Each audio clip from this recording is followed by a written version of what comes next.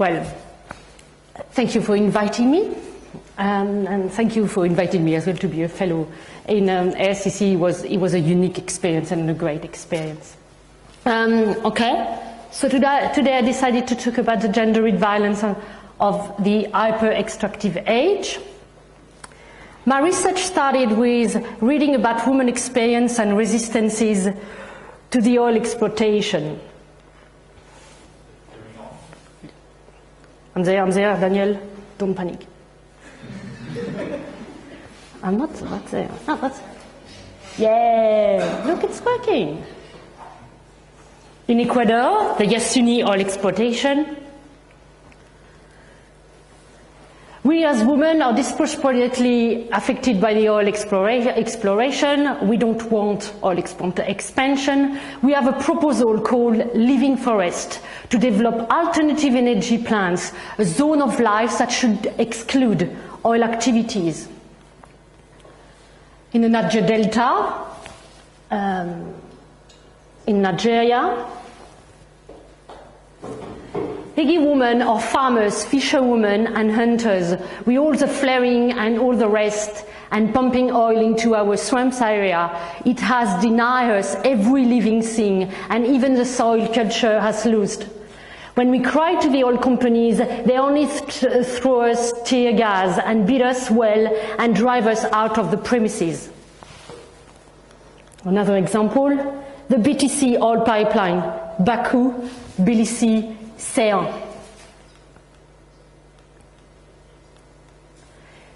Inside Azerbaijan, trafficking is blossoming in places of intensive economic activities.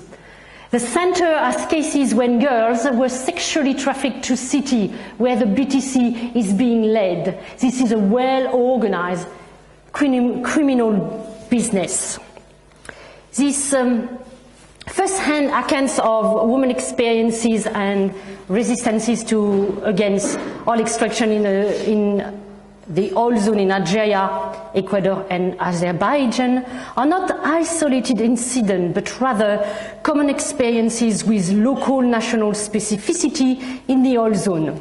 In countries that are confronted with oil extraction, such as Angola, Uganda, Ghana, Chad, Kazakhstan, South Sudan, Peru, Venezuela, to name but a few, women are trying in different ways to reshape the processes and practices of oil extraction as the World Bank states, evidence suggests that a gender bias exists in the distribution of risk and benefits of extractive industries projects. My research is about conceptualizing the negative impacts of oil projects on women, and the aim of this presentation is to provide you with a snapshot of it. To do so, I use a materialist ecofeminist approach, as I believe it is the best approach to encapsulate the living experiences of women in the oil zone. My research draws on the work of Maryse 1996 book on patriarchy and accumulation on the world scales,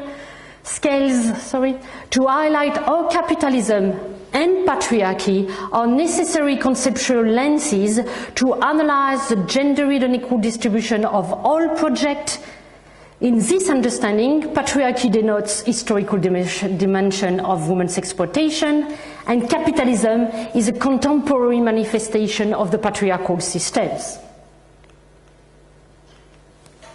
The strength of ecofeminism, of the ecofeminist framework, is to conceptually connect different unjustified social hierarchies. I'm talking about intersectionality there.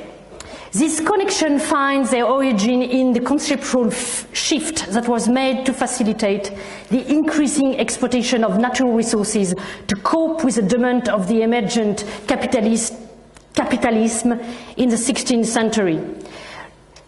Hierarchical dualist thinking, a process by which knowledge is produced about the other in a polarized way by the exclusion of qualities shared by the other, provided the conceptual ground for this shift by crystallizing in processes and practices different forms of domination through the division between mind, body, men, women. civilized and backwards, core and periphery, human and non-human nature. Prizing apart hierarchical dualistic thinking makes it possible to recognize a structural similarity and overlaps between patriarchal, anthropocentric, and colonial imaginations. Making this connection is necessary for emancipatory changes, as all oppressive structure needs to be addressed to end women oppression in this zone.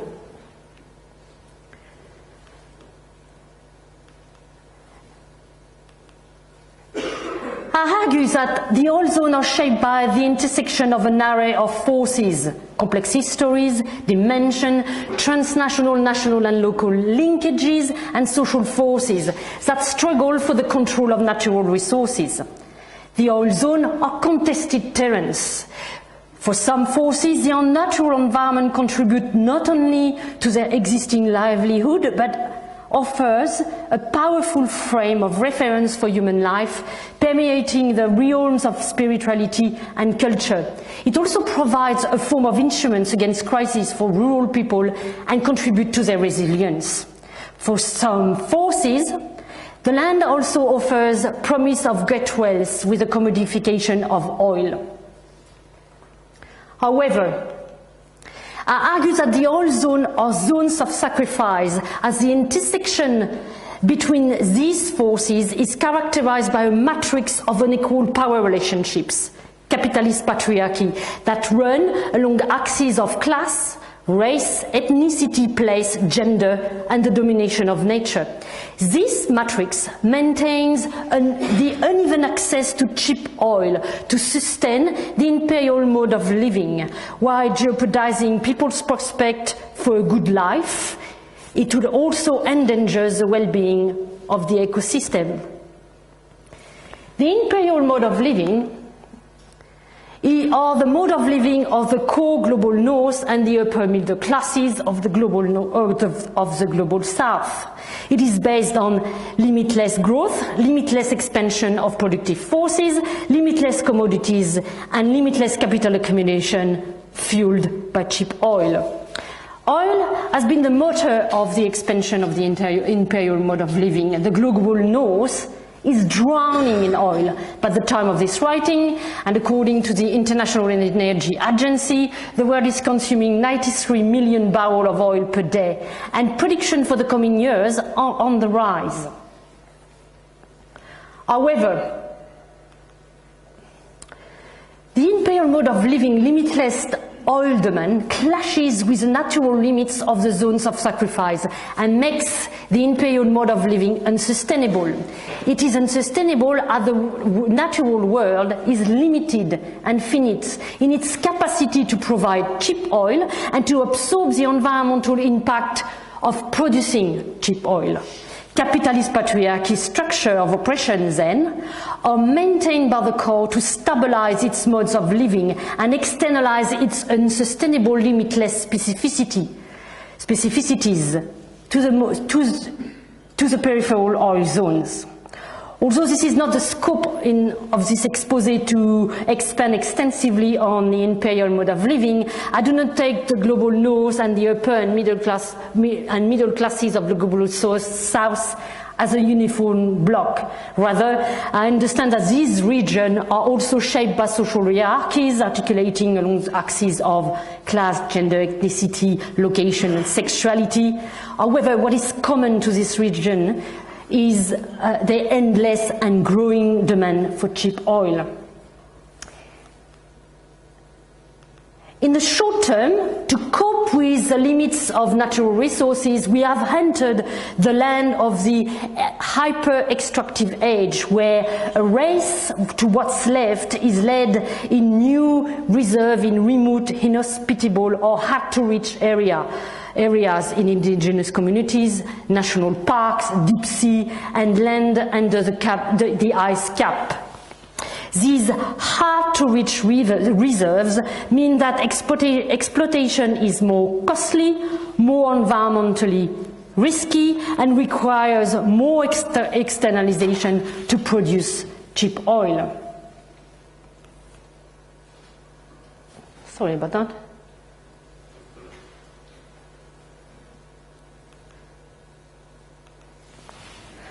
The externalization of the cost of producing cheap oil to the oil zone through capitalist patriarchy processes and practices generates environmental, economic and social disruptions that create poverty, ecological crises and marginalization. The gender analysis of this disruption ought to be associated with what Rob Nixon calls slow violence, as these disruptions have cumulative negative impacts that impede women's ability to search for a good living, secure livelihoods and a sustainable life on the long term. I'll briefly expose the environmental, economic and social disruption and its gendered consequences.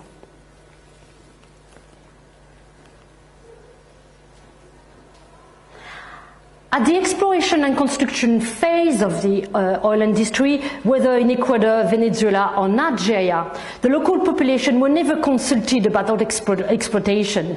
Rather, they were violently removed from the premises to leave room for the oil industry. Further on, the access to oil has been maintained through violence in the Nigeria oil zone, for instance. Women have been the battleground of the struggle for the control of the access to oil. Various forms of sexual violence have been used by different protagonists, the Nigeria Armed Force, the security forces of the transnational oil companies, and other local forces to suppress dissent. While nowadays violence has been replaced by compensation for some, women are nonetheless discriminated when compensated. For instance, in 2003, the free, prior and informed consultation of the communities impacted by the Chad-Cameroon oil pipeline lacked anthropological, social and gendered sensitivities and led to discrepancies in compensation. In a panel discussion organized by Gender Action, it was shown that women were less compensated for loss of crop than men were, despite producing the same crop. The World Bank argument was that women were producing for their family and men were producing for the free market, and this, according to the bank, explained the difference in compensation. Accumulation by dispossession is particularly harsh for communities which are living out of the lands, as there are few other opportunities.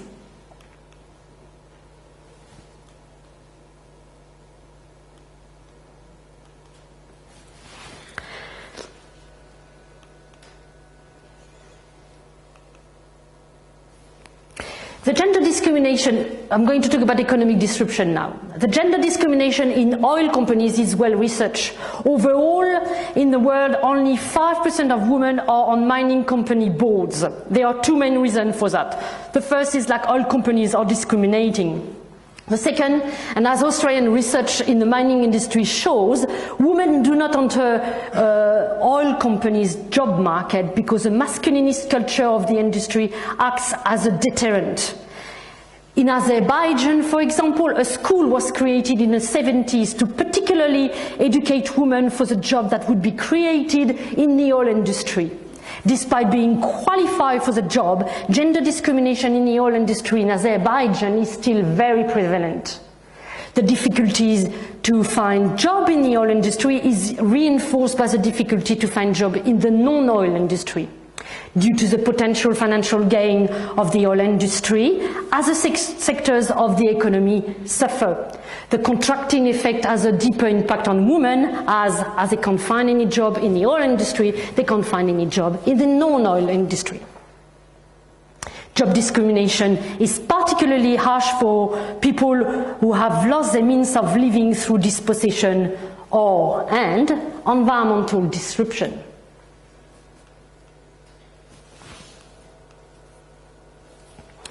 Environmental disruption. Decades of oil exploitation in Nigeria, Ecuador and Azerbaijan, for instance, has had its environmental toll. In the Niger Delta, for instance, Okontat states that environmental degradation linked to oil exploitation has brought the ecosystem to a near collapse.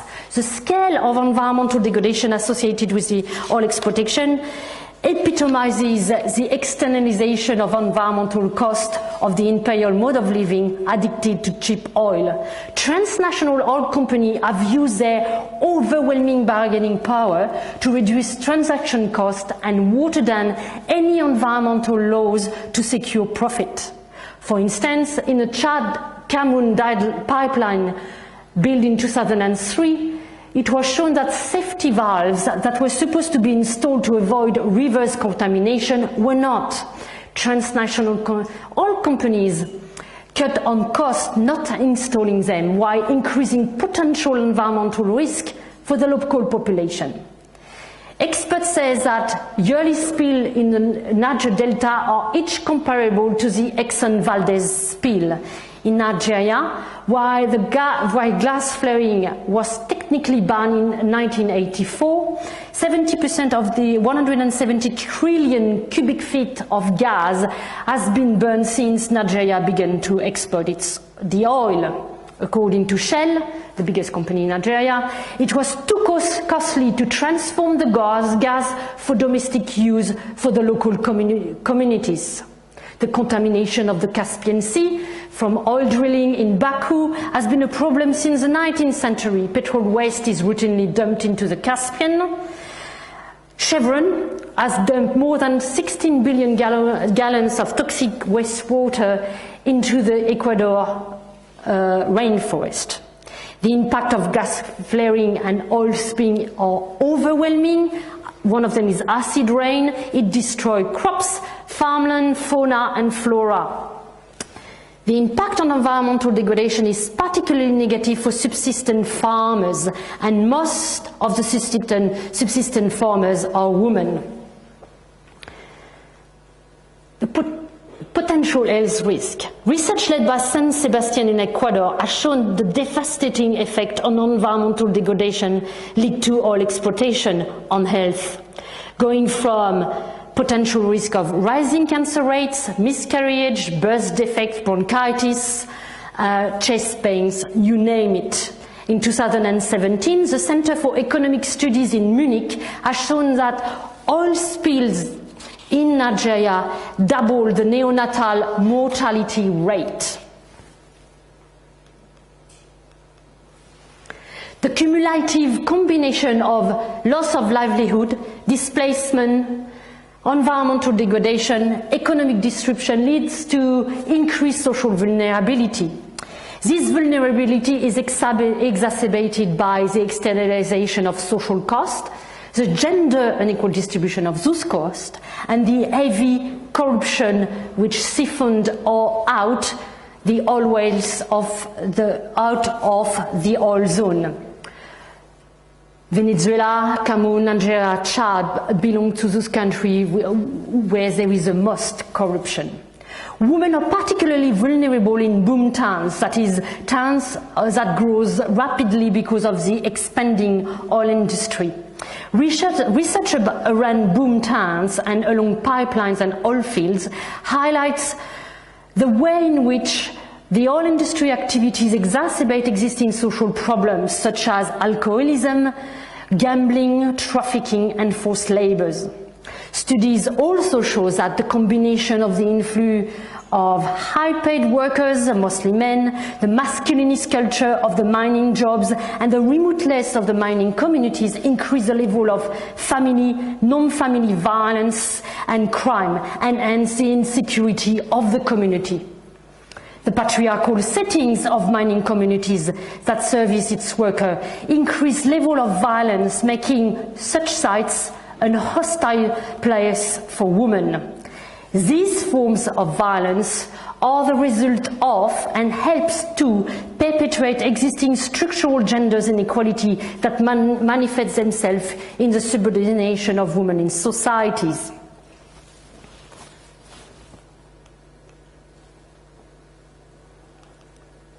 While these oppressive structures are over-determining, they are not totalizing.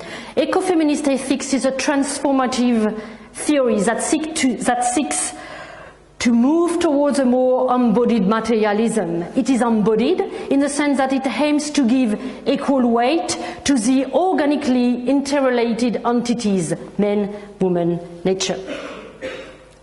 Although